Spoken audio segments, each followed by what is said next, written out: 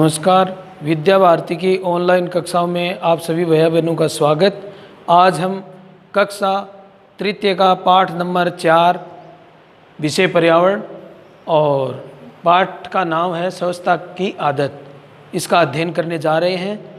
तो ध्यान से सुने और देखें। सबसे पहले हम कविता से शुरू करते हैं। रोज नहाना लगता अच्छा, सदा रहे वह स्वच्छ वो बच्चा। खुले में सोच कभी न जाओ, हेजा उल्टी धस्त बगाओ। रानी बिटिया सीखे ये बातें, नाखून दांत से कभी न काटे। ढका हुआ खाना तुम खाओ, बीमारी को दूर भगाओ। ये जो कविता की लाइन है उसमें पूरे पाठ का जो सार दिया हुआ है, इसी का हम आगे अध्ययन कर रहे हैं।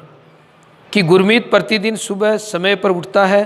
सबसे पहले वह शौच करने जाता है और शौच के बाद वह साबुन से अच्छी तरह से हाथ धोता है। उसके बाद वह अपने दांतों की साफ करने के लिए मंजन करता है। अब जो सुबह उठते ही शौच जाना चाहिए, जिससे हमारे शरीर की गंदगी बाहर निकल जाती है। इसके पश्चात साबुन से हाथ धोने से हाथ पर लगी गंदगी दूर हो जाती है। दांतों की सफाई नीम के दातुन या ब्रश से करनी चाहिए। रात को सोने से पहले भी ब्रश करना चाहिए, जिसमें वो पहला पॉइंट दे रखा है ना, स्वस्थ शरीर अच्छी आदतों पर निर्भर करता है। इसके अंदर जो हमने बात कही है वो स्वच्छ आदतों पर है। उठकर शौच के बाद हाथ धोना, दांतों को साफ करना, नियमित स्नान करना, खाने से पहले व बाद में हाथ धोना आदि अच्छी आदतें हैं। गुरमीत रोजाना स्नान करता है। वह ध्यान रखता है कि शरीर के सभी अंग साफ हो जाए। वह बगल, गर्दन, कान के पीछे, जांघों आदि को साफ करता है। वह स्नान के बाद शरीर को तौलिए या गमछे से पोंछता है। फिर विद्यालय गणवेश पहनकर तेल लगाकर बालों में कंघी करता है और तैयार होकर विद्यालय जाता है। उसके साफ सुथरे रहने का कारण ये वह लगातार 2 वर्ष से विद्यालय में स्वच्छता पुरस्कार भी जीत रहा है। गुरमीत के पिताजी हर रविवार को उसके हाथ और पैर के नाखून काटते हैं और सिर पर तेल की मालिश करते हैं। उसे तैयार कर गुरुद्वारे ले जाते हैं। इसका जो अपना ये नीचे वाला पॉइंट है, शरीर के सभी अंगों जैसे आँख है, कान है, नाक, दांत, बाल, हाथ, पैर आदि को नियमित सफाई आवश्यक है। ये इसके अंदर बताया गया है। इसके बाद है नहाने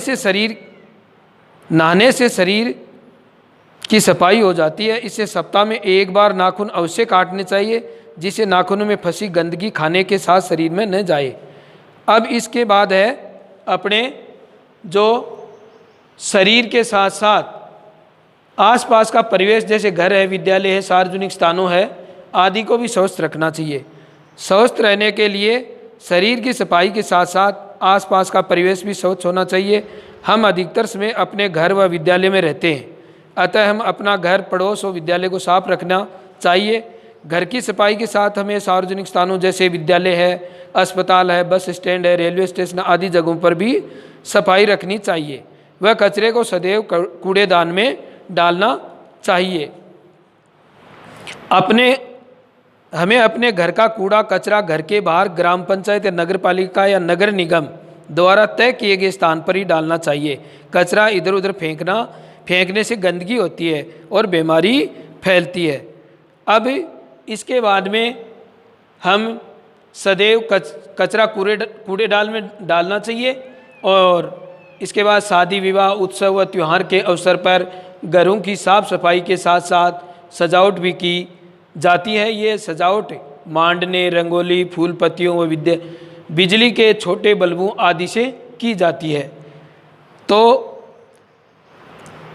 हम घर में उत्सव, पर्व, त्योहारों और शादी ब्याह होने पर ही घर की साफ सफाई करने के साथ सजावट भी करते हैं। आपके घर की सजावट किस प्रकार से की जाती है, ये सब अपन जानते हैं। गांव में सफाई व जल, बिजली, सड़कें, सिंचाई आदि की व्यवस्था ग्राम पंचायत करती है। ग्राम पंचायत का मुखिया सरपंच होता है और इसके सदस्य वार्ड पंच होते हैं। सरपंच तथा वार्ड पंच का चुनाव जनता करती है। इसी प्रकार शहर में नगर पालिका, बड़े शहरों में नगर परिषद और उसके बड़े शहरों में नगर निगम होते हैं। इन्हें शहरी निकाय कहते हैं। उनके प्रतिनिधियों का चुनाव भी जनता करती है, जिन्हें पार्षद कहते हैं। सरकार अलग अलग योजनाओं के लिए उन्हें धन देती है।